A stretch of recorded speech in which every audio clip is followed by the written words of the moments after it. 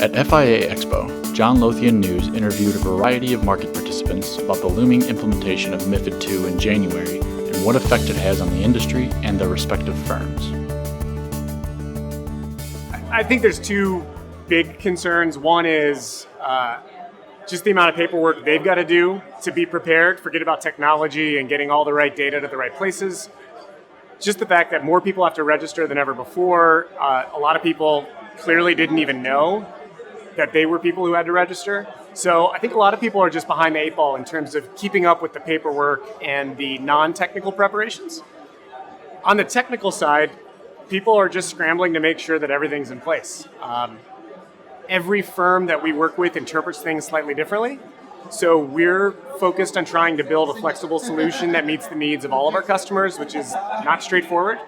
But I think the industry is at least embracing this in the right way. People seem to be working together, lots of communication across firms. And so I hope that yields good things come January, but there's no doubt it's a mad dash to the end.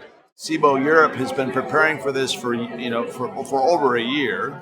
It's a very, very heavy lift. And as we know, as broker networks, crossing networks, as that changes, the limits on block trading and the sizes change and caps are hit, we try to provide solutions for our customers for the eventuality of this becoming real. So whether it's our large and scale offering, whether it's periodic auctions, or really what's yet to be defined with total clarity is SI. So we've got three different approaches, and we really hope we can accommodate our customers' needs. Now that people are beginning to see sort of light at the end of the tunnel, they're looking up and saying, in a post-MiFID world, how can I trade swap risk, over-the-counter risk in a way that's the most efficient operationally? They're now looking to us as a solution that allows them sort of one-stop shopping, fully MiFID compliant just by the nature of being a futures contract. So much easier to process, so much easier to fulfill all of the price discovery and competitive pricing requirements that MiFID II requires. Futures by their very nature are sort of built to be MiFID compliant. And so we're seeing people now look up from the compliance burden and now say, what's a better product going forward to trade? So we're getting a lot of inbound inquiries related to that.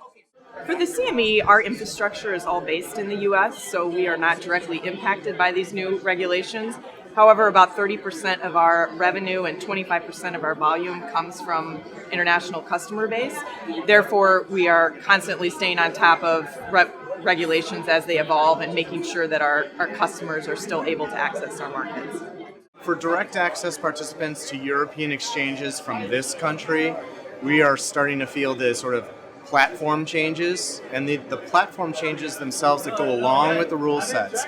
These are changes to the exchanges requirements, their message requirements, their disclosure requirements. Those are starting to filter through to us now, and will probably pick up pace towards the end of the year when everything gets released. After that, I think there's a bunch of other pieces of the regulation that will filter down through FCMs and exchanges to participants, buy-side participants, commodity pool operators, trading advisors like us that have, trades going on in foreign countries, in Europe in particular, and has to be supported by changes that we make to fit the rule requirements that the exchanges are passing down.